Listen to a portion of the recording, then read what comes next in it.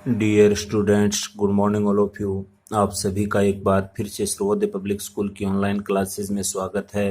प्यारे बच्चों, अपन पढ़ रहे थे फोर्थ यूनिट के अंदर भारत के पड़ोसी राष्ट्रों के संबंध के बारे में, जिसमें अपन ने पिछली कक्षाओं में भारत के साथ जो पाकिस्तान के और चीन के संबंध हैं उनके बारे में पढ़ चुके हैं।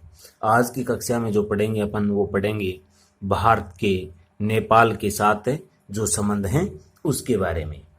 तो नेपाल के साथ संबंधों में अपन सब जानते हैं, प्राचीन काल में एक से ही नेपाल के साथ एक प्रकार से मधुर संबंध रहे हैं।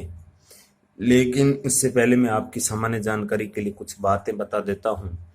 जैसा कि अपन सब जानते हैं, आज जिसे अपन दक्षिणी एशिया कहते हैं, वो प्राचीन समय में अगर अपन देखें, इतिहास की दृष्टि में जाएं, तो उसको प्राचीन समय में अपन हिंदुस्तान के नाम से जानते थे, जिसमें ये पूरा का पूरा क्षेत्र आता था। ये अफगानिस्तान है, भारत है, या अपन कह सकते हैं जो भारतीय उपमहाद्वीप है, उन सबको अपन किस नाम से जानते थे प्राचीन समय में?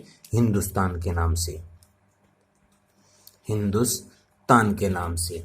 जैसा कि अपन ये भी अच्छे से जानते हैं कि भारत हो, पाकिस्तान हो या बांग्लादेश हो, 1947 से पहले जब तक इनका विभाजन नहीं हुआ था, तो ये पूरा का पूरा क्षेत्र हिंदुस्तान के नाम से ही जानते थे। अपन कह सकते हैं भारतीय था। और आज़ादी के लिए ये पाकिस्तान, भारत और बांग्लादेश, इन्होंने एक प्रकार से संयुक्त रूप से आज़ादी के लिए लड़ाई लड़ी थी। और 1947 में जब आज़ाद हुआ तो भारत और पाकिस्तान के रूप में दो नए राष्ट्र आए, और पाकिस्तान का फिर 1971 में जो विभाजन हुआ था, 1971 के युद्ध के दौरान, बांग्लादेश के रूप में जो यहाँ पर पूर्वी पाकिस्तान था। इसके बारे में अपन पिछली कक्षाओं में पढ़ भी चुके हैं। और भारत के इधर देखें श्रीलंका के साथ, इधर देखें म्यांमार के साथ, जिसको प्राचीन समय में बर्मा कहा जाता था, तो इसके साथ भी एक प्रकार से मधुर संबंध रहे हैं। इसी के साथ, इनके साथ जैसा संबंध था वैसे उससे ही कहीं ना कहीं बेहतरीन किसके साथ संबंध थे? नेपाल के साथ थे। तो अपन देखते हैं नेपाल के बारे में प्रारंभिक अवस्था में कैसा था। तो नेपाल अपन सब जानते हैं हिमालय पर बसा हुआ एक छोटा सा राष्ट्र है, जिसको अपन हिंदू राष्ट्र भी बोलते हैं। यानी कि हिमालय के पहाड़ियों में बसा हुआ है, और इसको हिमालय का वृद्ध पुत्र भी कहा जाता है। नेपाल को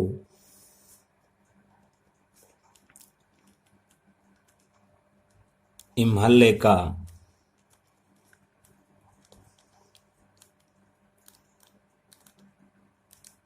वृद्ध पुत्र भी कहा जाता है। और इसके संबंध में अपन ये भी जानते हैं, अगर वर्तमान दृष्टि में देखें तो इसके अंदर ये एक हिंदू राष्ट्र नहीं रहा, ये एक जनतांत्रिक धर्म निरपेक्ष राष्ट्र बन गया है। ये तो प्राचीन समय में अपन कह सकते हैं हिंदू राष्ट्र था, लेकिन वर्तमान समय में ये एक जनतांत्रिक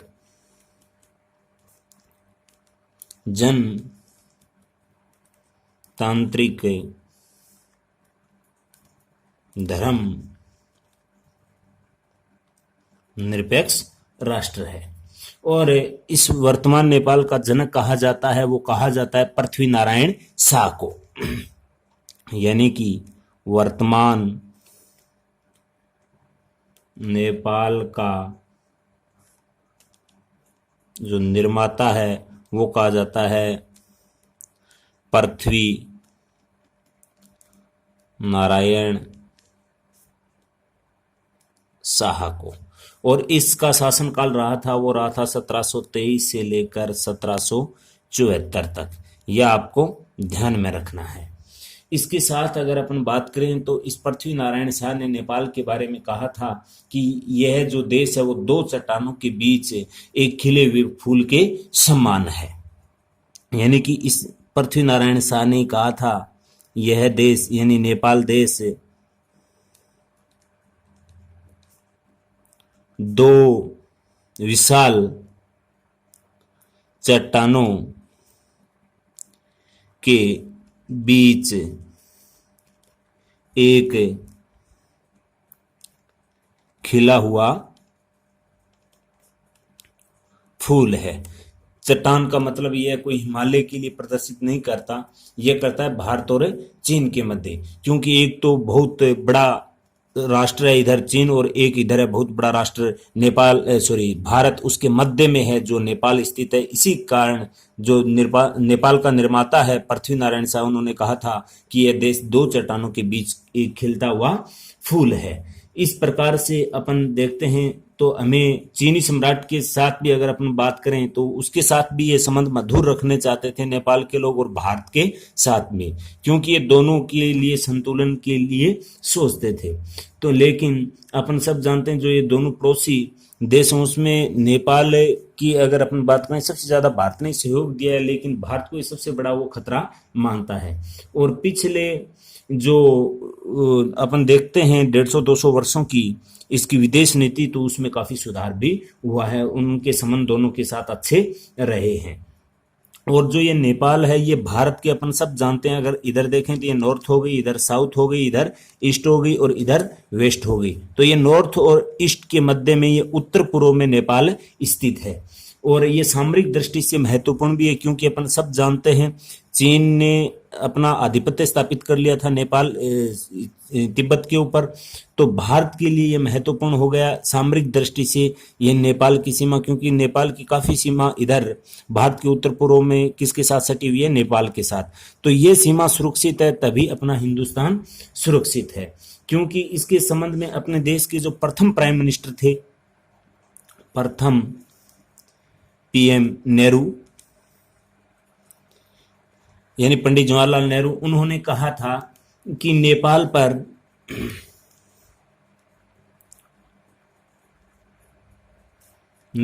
पर किए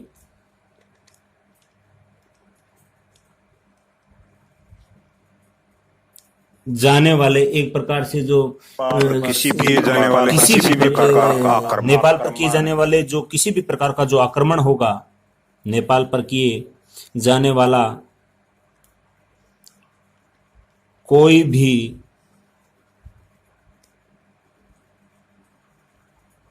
संभावित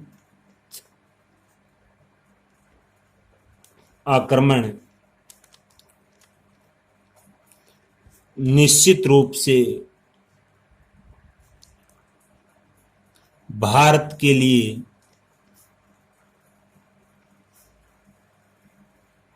खतरा होगा। तो ये अपन को ध्यान में रखना है। ये इस प्रकार से कथन पूछा जा सकता है कि नेपाल पर किए जाने वाला कोई भी संभावित आक्रमण निश्चित रूप से भारत के लिए खतरा होगा। ये कथन किसका था? तो ये अपने देश के जो प्रथम प्राइम मिनिस्टर थे, प्रधानमंत्री थे, पंडित जवाहरलाल नेहरू, उनका कथन था। ये अपन को ध्यान में रखना है। और इसी के साथ अगर अपन बात करते हैं, जब 1956 के अंदर अपने देश के जो राष्ट्रपति थे डॉक्टर राजेंद्र प्रसाद, उन्होंने नेपाल की यात्रा के दौरान भी कहा था कि नेपाल की शांति और सुरक्षा के लिए कोई भी खतरा भारतीय शांति और सुरक्षा के लिए क्या होगा? खतरा होगा। यानी 1956 के अंदर जब अपने राष्ट्रपति डॉक्टर राजेंद्र प्रसाद नेपाल की यात्रा पर गए थे, तो उस समय इसी दोनों के संबंधों के बारे में डॉक्टर राजेंद्र प्रसाद ने कहा था कि नेपाल की शांति और सुरक्षा के लिए, नेपाल की शांति व सुरक्षा के लिए कोई भी खतरा भारतीय शांति व सुरक्षा के लिए खतरा होगा। ये कहा था अपने देश के जो प्रथम अपन कह सकते हैं राष्ट्रपति थे, उन्होंने 1956 में नेपाल यात्रा के दौरान। इन कथनों के आधार पर अपन कह सकते हैं कि नेपाल की सीमा है वो सुरक्षित रहनी अपने लिए सामरिक दृष्टि से कितनी महत्वपूर्ण है, क्योंकि पंडित नेहरू ने कहा था कि नेपाल पर किया जाने वाला कोई भी संभावित आक्रमण होगा वो निश्चित रूप से भारत के लिए क्या होगा? खतरा। इसी परिप्रेक्ष्य में 1956 में अपने देश के जो प्रथम राष्ट्रपति थे डॉक्टर राजेंद्र प्रसाद, उन्होंने बोल दिया कि नेपाल की शांति व सुरक्षा के लिए कोई भी खतरा भारतीय शांति व सुरक्षा के लिए क्या होगा, खतरा होगा। और जो नेपाल के मित्र हैं वो अपने मित्र होंगे और जो नेपाल के शत्रु हैं वो अपने शत्रु होंगे, ये भी अपन को ध्यान में रखना है। यानी कि इन्होंने कहा डॉक्टर राजेंद्र प्रसाद ने आगे कि नेपाल के जो मित्र हैं वो भारत के मित्र होंगे और जो नेपाल के शत्रु हैं यानी दुश्मन, वो भारत के शत्रु भी होंगे। तो इन कथनों के आधार पर अपन कह सकते हैं कि किस प्रकार से इन दोनों देशों के साथ संबंध बनाए रखने नेपाल के साथ सामरिक दृष्टि से महत्वपूर्ण कितने हैं, क्योंकि अपन अच्छे से जानते हैं चीन ने अवैध रूप से तिब्बत पे भी कब्जा कर रखा है। इस दृष्टि से ये काफी महत्वपूर्ण हो जाते हैं अपने लिए सामरिक दृष्टि से नेपाल के साथ संबंध, क्योंकि नेपाल के साथ जो भी खतरा होगा वो निश्चित रूप से भारत का खतरा होगा। इसी क्रम में अगर अपन आगे देखते हैं, क्योंकि नेपाल के बारे में अंतर्राष्ट्रीय कानून का ये मानना है कि ये हमेशा से क्या रहा है, एक स्वाधीन राष्ट्र रहा है। यानी कि नेपाल एक हमेशा से स्वाधीन राष्ट्र रहा है, यह अपन को ध्यान में रखना है। यानी कि स्वाधीन राष्ट्र रहा है। स्वाधीन का मतलब हो गया स्वाधीन, स्वाधीन का अर्थ हो गया ये किसी का गुलाम नहीं रहा है। लेकिन अपन बात करते हैं ब्रिटिश काल की, यानी कि जब भारत ब्रिटेन के अधीन था या ब्रिटिश औपनिवेशिक काल के अधीन जब भारत का शासन चलता था, तो उस समय अपन जो अपने हिंदुस्तान की जो देशी रियासतें थी, सेम वही स्थिति नेपाल की थी। क्योंकि अपन अच्छे से जानते हैं नेपाल नरेश की स्वाधीनता जो भारतीय रजवाड़े जो रियासत थी उनकी प्राधीनता से अपन कह सकते हैं कि बिल्कुल भी अलग नहीं थी। नेपाल के महाराजा का दरबार जो ब्रिटिश रेजिडेंस की नियुक्ति स्वीकार करनी पड़ी थी, तो इस आधार पर अपन कह सकते हैं वो स्वाधीन नहीं था। क्योंकि ब्रिटिश औपनिवेशिक काल में शासन पूरा का पूरा नेपाल के अंदर संचालित किया जाता था, यह अपन को ध्यान में रखना है। यानी कि ब्रिटिश काल में नेपाल का शासन भारत से ही किया जाता था और भारत किसका औपनिवेशिक था, ब्रिटेन का। तो अपन कह सकते हैं ये स्वाधीन तो बिल्कुल भी नहीं रहा है, क्योंकि अगर भारत के अधीन से अगर इसका शासन संचालित किया जाता था, भारत निश्चित तौर पे एक ब्रिटिश औपनिवेशिक काल का ही हिस्सा होता था। यानी कि जो पहाड़ी एक भूमिबद्ध राज्य है उसमें अंतर्राष्ट्रीय संबंधों का संचालन और ब्रिटिश भारतीय सरकार के जो निर्देशन से इस प्रकार से वहां का शासन चलता था। और उनकी घरेलू राजनीति में भी अपन कह सकते हैं कि जो नेपाल नरेश है वो स्वतंत्र नहीं थे। असली शक्ति है वो राणा वंश के निरंकुश प्रधानमंत्रियों के हाथ में थी, जो सेनाध्यक्ष भी होते थे वहां के। और राणा वंश की शादी आदि का जो रिश्ता है वो नेपाली राजवंश से था। और अपन अच्छे से जानते हैं भारत में भी राणा का शासन रहा है, राणा वंश के वंशज के लोगों का शासन रहा है, भारत में काफी लंबे समय से रहा है। तो अपन कह सकते हैं कि एक प्रकार से ये भी तो इस प्रकार से लेकिन अगर देखें अंतर्राष्ट्रीय नियम कानून की दृष्टि से अगर देखा जाए तो वो ऐसे आता है कि एक नेपाल कभी किसी का गुलाम राष्ट्र नहीं रहा। लेकिन इन तथ्यों के अंदर अगर अपन देखें तो नेपाल भी निश्चित तौर पे गुलाम रहा है, क्योंकि नेपाल है ये एक बफर स्टेट के रूप में भी अपन जानते हैं। क्योंकि ये चीन और जो भारत है उसके मध्य में एक बफर स्टेट के रूप में नेपाल है। बफर स्टेट के बारे में पहले भी आपको बता चुका हूं। पहले जो बड़े बड़े देश होते थे, जो उनकी सीमा थी उसमें कुछ भाग खाली रहता था और उसमें धीरे धीरे जनसंख्या बढ़ने से आकर लोग रहने लगे और नए राष्ट्र का निर्माण हो गया। उसी को अपन किस नाम से जानते हैं, बफर स्टेट की नाम से जानते हैं। और बफर स्टेट के रूप में ही यहाँ नेपाल अवस्थित है। तो ये तो हो गया ब्रिटिश काल तक का जो नेपाल था उस काल तक के लिए। अब देखते हैं अपन भारत नेपाल की जो सीमा है, भारत नेपाल की सीमा की अगर अपन बात करते हैं तो अपन अच्छे से जानते हैं भारत नेपाल की सीमा के बारे में, क्योंकि भारत के उत्तर पूर्व में नेपाल स्थित है। जो छोटी छोटी अपन कह सकते हैं कि एक प्रकार से यहाँ उत्तर प्रदेश है, बिहार है, उनसे इनकी सीमा सटी हुई है। और इस भारत नेपाल की सीमा का जो पश्चिमी छोर है वो है महाकाली अंचल में जो छोटी बेताड़ी है, करनाली वाला है, अथवा अपन कह सकते हैं कि इनका ये तो क्षेत्रों के नाम हो गए। इधर अगर स्टेट की बात करते हैं भारत के, वो हो गए उत्तर प्रदेश, बिहार के सैकड़ों मिले। इसमें जो अपन कहते हैं जब ज्योग्राफी में पढ़ते हैं तराई वाला भूभाग, उससे इसकी सीमा लगती है। और इसकी ये अंतर्राष्ट्रीय सीमा जरूर है, लेकिन इसका पता ही नहीं चलता कि ये भारत और नेपाल के मध्य में कोई सीमा है क्या, क्योंकि इसमें किसी भी प्रकार की कोई रोक टोके नहीं रहती। इस पूरे इलाके के लोग हैं नेपाल के, वो बड़ी खुशी के साथ भारत में आ सकते हैं, और भारत के नागरिक हैं वो कहाँ जा सकते हैं, नेपाल के अंदर जा सकते हैं।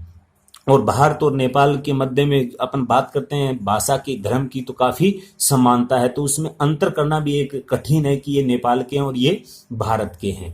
तो इस प्रकार से अपन देख सकते हैं कि नेपाल एकमात्र ऐसा विदेशी राष्ट्र है जिसके नागरिक, जो नेपाल के नागरिक हैं, वो भारतीय सेना में भी भर्ती हो सकते हैं, अपनी सेवाएं दे रहे हैं। विश्व का एकमात्र भारत के प्रति एक राष्ट्र है जिसके नागरिकों को भारतीय सेना में शामिल होने का भी अवसर दिया जाता है। इसी के साथ अगर अपन बात करते हैं पाकिस्तान, बांग्लादेश, श्रीलंका की तुलना करें तो उससे कहीं ना कहीं ज्यादा बेहतर संबंध हैं वो नेपाल के साथ अपने रहे हैं। और जो इसलिए अपन साथ में ये भी कहते हैं कि ब्रिटिश काल में भारत द्वारा जो रक्षित राज्य था, जो शहर विदेशी संबंधों को प्रतिरक्षक में भारत सरकार की सलाह या स्वेच्छा से ही करता था। यानी कि ब्रिटिश काल की अपन बात कर रहे थे, जितना भी इसका प्रशासन था वो पूरा का पूरा हिंदुस्तान से ही संचालित होता था। लेकिन इन सभी मधुर संबंधों के बावजूद इन दोनों के बीच में कुछ कड़वाहट भी अपने को देखने को मिली। वो कौन सी है वो देखते हैं। तो नेपाल के साथ जो उलझन आई उसको अपन देखते हैं। नेपाल के साथ उलझने, यानी कि इतने मधुर संबंधों के बावजूद ऐसी कौन सी परिस्थिति थी जिससे इन दोनों देशों के बीच में जो संबंध है उसमें कुछ कड़वाहट अपने को देखने को मिली। तो इस संबंध में अगर अपन बात करें तो ये अपने लिए एक विडंबना है, क्योंकि पाकिस्तान ने जो इस प्रकार से अपने जो पड़ोसी देश हैं उसमें मित्र हुआ करते थे, वो क्रम से हमसे धीरे धीरे क्या हो रहे हैं, दूर हो रहे हैं। पहले अपने देखते हैं तो ये पाकिस्तान जो वर्तमान बांग्लादेश है और है, ये सब के सब भारतीय उपमहाद्वीप के ही हिस्सा हुआ करते थे, काफी घनिष्ठ। और प्रारंभ में ये बांग्लादेश के साथ, म्यांमार के, श्रीलंका के साथ, इनके साथ संबंध अच्छे थे। लेकिन विडंबना ये रही कि धीरे धीरे हमसे सब के सब क्या होते चले गए, दूर होते चले गए। और नेपाल के साथ हमारे जितने घनिष्ठ संबंध हैं, अपन कह सकते हैं कि एक प्रकार से आत्मीय संबंध है, आत्मा से जुड़ाव है इन लोगों का। और इनके आत्मीय जो संस्कृति वो संबंध है जो शायद ही किसी दूसरे देशों के साथ हो सकते हैं। कहने का भाव तो नेपाल जितने संबंध अन्य देशों के साथ हैं वैसे संबंध नेपाल के साथ नहीं, क्योंकि नेपाल के साथ अपने क्या है, आत्मा का जुड़ाव है। यानी अपन कह सकते हैं कि अगर इसको प्रोफेशनल भाषा में अगर अपन बात करें तो आत्मीय जुड़ाव जिसे अपन बोलते हैं कि एक प्रकार से आत्मा से इनका लगाव है। यानी कहने का भावार्थ ये हुआ कि एक प्रकार से घनिष्ठ संबंध है अन्य देशों की अपेक्षा नेपाल के साथ भारत के, क्योंकि नेपाल के नागरिक हैं वो भारतीय सेना में भी भर्ती हो सकते हैं। लेकिन आज के प्रति नेपाल की जितनी भारत के प्रति उग्र भाषा हो रही है उसकी अपन ने शायद कभी कल्पना ही नहीं की होगी, और ना ही कभी ऐसी भाषा सुनने की अपन ने सपना देखा होगा, अपन कह सकते हैं। और ना ही कभी पहले ऐसी भाषा नेपाल की भारत के प्रति रही है। इसका अपन देखते हैं एक संधि हुई थी 1950 में, वो संधि सबसे ज्यादा तनाव उत्पन्न कर रही है। तो अपन देखते हैं कि 1950 की संधि के बारे में, यानी कि भारत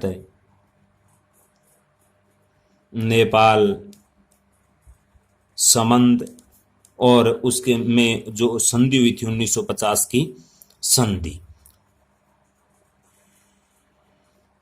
तो 1950 की संधि के बारे में अगर अपन बात करते हैं तो 1950 की संधि में यह स्पष्ट किया गया कि भारत और नेपाल के जो नागरिक हैं एक दूसरे में आवागमन कर सकते हैं। भारत ही जो नेपाल की विदेश नीति है उसको संचालित करेगा। नेपाल के बारे में जो कहा गया कि नेपाल को किसी भी प्रकार की जो साजो सामान की जो सुरक्षात्मक दृष्टि से उपयोगी होगी वो भारत की अनुमति से ही खरीद सकेगा। इस प्रकार से एक संधि हुई थी 1950 के अंदर, जिसके बारे में जो विस्तार है वो मैं आपको बताऊंगा कल, क्योंकि आज का वीडियो काफी बड़ा हो जाएगा। आज के लिए इतना ही, धन्यवाद।